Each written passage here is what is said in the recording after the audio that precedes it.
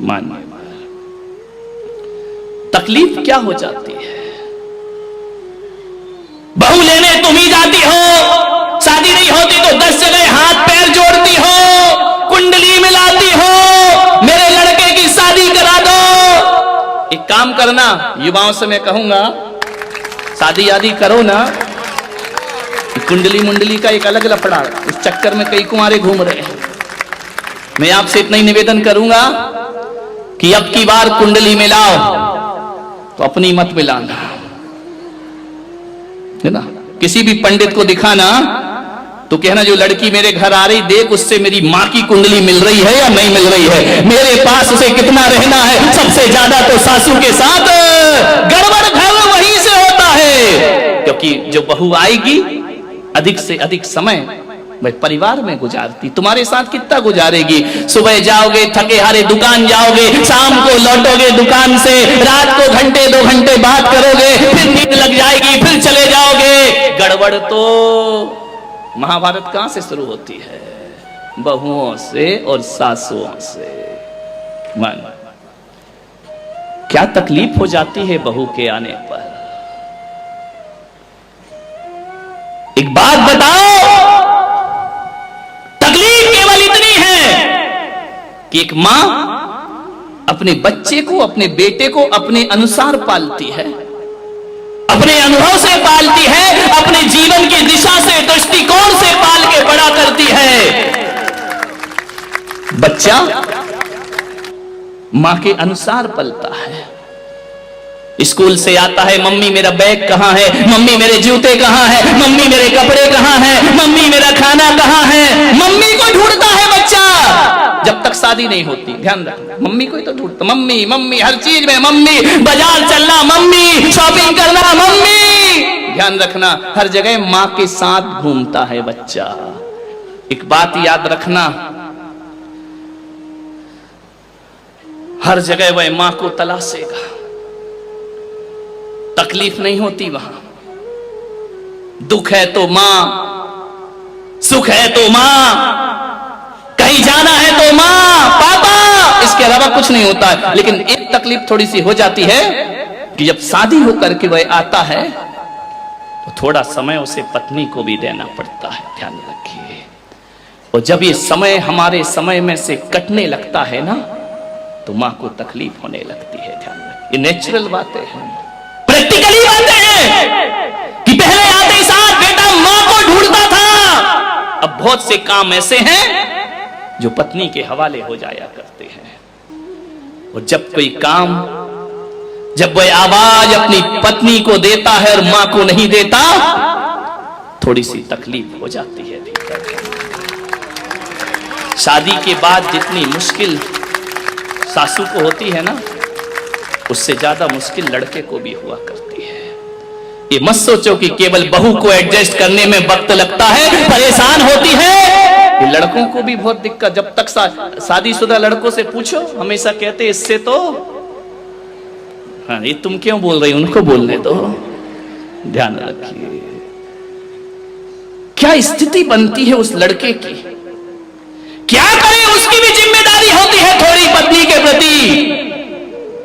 वह लड़की हमारे घर में आती है, वो लड़की का कौन है उस घर में। एक बात बताइए, जो बहू आई है तुम्हारे घर में, तुम्हारी तो बेटी भी है, तुम्हारा तो छोटा बेटा भी है, तुम्हारा तो बड़ा बेटा भी है, तुम्हारा तो पति भी है, सब कुछ तुम्हारा है, उसका कौन है इस घर में। वह तो पहली बार आई है ना, वह तो नहीं जानती, वह किसी को नहीं समझती है। तुम अपने बच्चे का नेचर समझती हो, तुम अपनी लड़की का नेचर समझती हो, बहू की ट्यूनिंग तो किसी से नहीं मिलती है। अब एक बात बताइए, यदि वो बहू अपने इमोशनल को, अपनी भावनाओं को अपने पति से शेयर नहीं करेगी तो फिर किससे करेगी, किससे अपनी बातें बताएगी, किससे अपने दिल की बातें बताएगी। वह पराए घर से आई है, उसे भी तो ट्यूनिंग मिलाने में वक्त लगता है, 5 साल लगता है, 10 साल लगता है। आप अपने बच्चे से 25 साल में ट्यूनिंग मिला पाती हो, बहू से कहती 2 दिन में इस घर में एडजस्ट हो जाओ। वक्त लगता है, समय लगता है। वह किससे बोले, अपनी अच्छी बातें बुरी बातें ले दे के उससे पति से ही बोलना पड़ेगा। उसके सपोर्ट में कौन है, मान लो किसी को, किसके भरोसे आई है, वो एक पति के भरोसे आई है ना। तो एक बहू यदि पति से समय मांगती है एक बहू अपनी भावनाएं यदि पति से शेयर करती है तो सासुओं को दुख नहीं होना चाहिए मेरे भाई, क्योंकि वो पूरी जिंदगी पति के भरोसे ही जीने के लिए वहां पर आई है। आपसे मैं इतना ही निवेदन करूंगा। लेकिन वो लड़की जो पराए घर से हमारे घर आई है, उसके हर एक्शन का वैल्यूएट किया जाता है।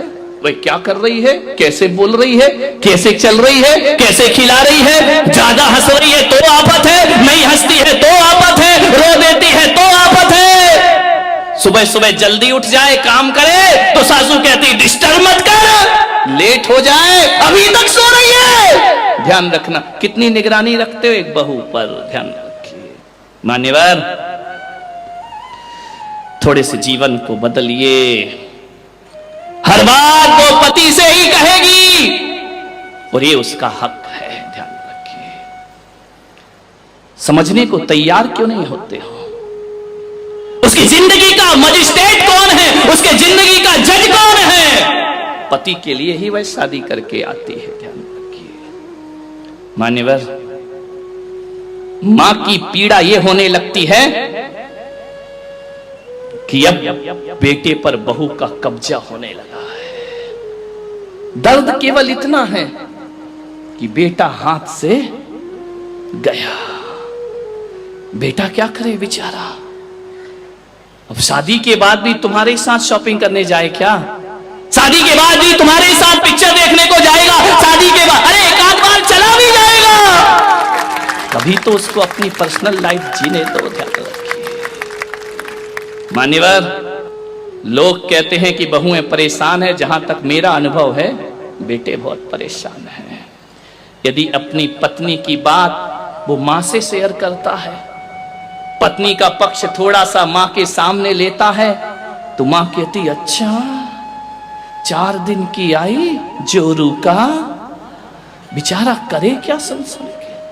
यदि पत्नी का पक्ष ले लिया तो जोरू का गुलाम होता है, और पत्नी की ना सुने तो पत्नी कहती है अभी तक मां की उंगली पकड़ के चलोगे, बड़े कब होगे तुम। ध्यान, क्या स्थिति बन जाती है उसकी। पहले घर में आता था, दुकान से हंसता था, मुस्कुराता था, खुश होता था, अब आता है इधर पत्नी का मुंह बना है, उधर मां की त्योरी चढ़ी। कैसा जीवन बना दिया, कैसा नरक में जीवन बना दिया। एक मां को यदि कोई भय है तो केवल असुरक्षा का भय होता है। उस असुरक्षा के भय में वो अपने शक करती है अपने बच्चे पर, और अपने भविष्य की सुरक्षा के लिए बहुओं से अत्याचार प्रारंभ। तो भय क्यों है आपको? आप क्यों सोचते हैं कि हमारा बेटा पराया होगा? नहीं मेरे भाई, और यदि तुम्हारा बेटा पराया हुआ है तो इसकी जिम्मेदार भी तुम ही हो, बहू नहीं है, ध्यान रखना। मैंने भगवान महावीर से पूछा कि किसी से दोस्ती और प्रेम रखना है तो क्या किया जाए, तो भगवान महावीर ने कहा कि दुश्मन को मत मारो, दुश्मनी को मारने का प्रयास करो। यदि दुश्मनी को मार दिया, दुनिया में कोई दुश्मन रह ही नहीं जाएगा। महावीर ने दोस्त को मारने की बात नहीं कही है, दुश्मनी को खत्म करो, ध्यान रखना। रावण को मारना कोई राम का उद्देश्य नहीं था, रावण की रावणियत को मारना राम का उद्देश्य हुआ करता था। मान्यवर, बहुत प्रशंसा करो दुश्मन की। दोस्त सबसे बड़ा राजदार होता है हमारी जिंदगी का। ये बच्चे जो बात अपने माँ बाप से शेयर नहीं करते, वो बात दोस्तों से शेयर किया करते हैं। मान्यवर, किसी लड़की की शादी करना हो ना, शोभा ताई शादी का बहुत बना रहे ना, मैं भी थोड़ा सा टिप्स दे दूं। किसी लड़की की शादी करना हो तो लड़की के माता पिता को क्या देखना चाहिए? आप यही देखते ना कितना कमाता है, कौन से जॉब में है, इसका पैकेज क्या है, आप यही देखते हैं। इसकी जाति कौन सी है, आप यही देखते हैं। इसके माता पिता कौन है, परिवार फैमिली बैकग्राउंड क्या है, धोखे में आ जाओगे ये सब देखोगे तो। मैं पुलक सागर कहता हूं, फैमिली बैकग्राउंड अच्छा हो तो कोई जरूरी नहीं कि औलाद अच्छी हो। फैमिली बैकग्राउंड दशरथ का बहुत अच्छा था, लेकिन कैकेयी का चरित्र बहुत गड़बड़ था। ध्यान रखिए। फैमिली बैकग्राउंड अच्छा होने से बेटा अच्छा होगा जरूरी नहीं है, लेकिन मैं पुलक सागर आपको कहता हूं कि आपको यदि अपनी बेटी की शादी करना है, उसके हाथ पीले करना है, उसका रिश्ता लेकर के जाना है, तो ना घर देखना, ना परिवार देखना, ना आप ये देखना कितना कमाता है, आप तो ये देखना कि जिस लड़के से अपनी लड़की की शादी कर रही हूं उसके दोस्त कैसे हैं, उसके यार कैसे हैं, उसके मित्र कैसे हैं। अरे पिता जैसा है बेटा वैसे ही होगा कोई जरूरी नहीं है, माता जैसी है बेटा वैसे ही होगा कोई जरूरी नहीं है, ध्यान रखना। लेकिन ये बिल्कुल जरूरी है कि दोस्त जैसे होंगे लड़का वैसा। दोस्तों का बैकग्राउंड देखो, आप ये देखो किसके साथ उठता है, किसके साथ बैठता है, कहां जा। माँ बाप से छिपके काम करते हैं लड़के, माता पिता को पता नहीं चलता, और दोस्त सड़कों पे बाहर क्या करते हैं। किसी भी बेटी की शादी करो तो लड़के के दोस्तों के बारे में जानकारी जरूर लेना। यदि लड़का अच्छा होगा तो अच्छे लोगों की संगति में उठता बैठता होगा, वो लड़का यदि खराब होगा तो गलत लोगों की संगति में उठता बैठता। आदमी जैसे माँ बाप होते हैं वैसा नहीं होता, जैसे दोस्त होते हैं आदमी वैसा हुआ करता है, ध्यान रखिए। मान्यवर एक सीख दी है मैंने आपको, इस पर कोई ध्यान नहीं देता है। आप बताइए ना, एक बेटा सही गलत किसकी वजह से होता है? बाप की वजह से, मां की वजह से नहीं मेरे भाई। एक शराबी बाप भी चाहता है कि मेरा बेटा शराब ना पिए, ध्यान रखना।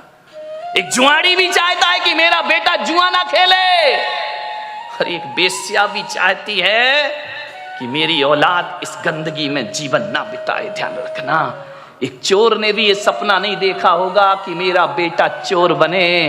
कोई माँ बाप औलाद को चोर नहीं बनाते हैं, कोई माता पिता औलाद को झूठ बोलना नहीं सिखाते हैं, कोई माता पिता शराब पीना नहीं सिखाते हैं, कोई माता पिता सिगरेट पीना नहीं सिखाते हैं। सिगरेट पीने वाला बाप भी चाहता है कि मेरा बेटा सिगरेट ना पिए, ध्यान रखना। मान्यवर मालूम है सिगरेट पीना कौन सिखाता है?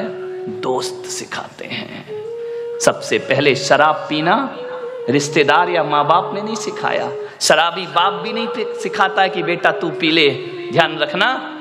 लेकिन सबसे पहले शराब पीना कोई सिखाता है तो दोस्त सिखाया करते हैं। सबसे पहले हाथ में सिगरेट आई तो माँ बाप और भाई के द्वारा नहीं, एक दोस्त के द्वारा हमारे हाथ में सिगरेट आती है, एक दोस्त के द्वारा हमारे जीवन में गलत चीजें आती हैं। और जब आदमी का स्टेटस ऐसा बन गया है, सिगरेट नहीं पिए, शराब नहीं पिए, तो कहते अरे कहां पिछड़ा हुआ आदमी, दुनिया चांद पे पहुंच गई, तू अगरबत्ती में लटका है। ध्यान रखिए मान्यवर, ऐसे बहकाने वाले बहुत मिलेंगे जिंदगी में।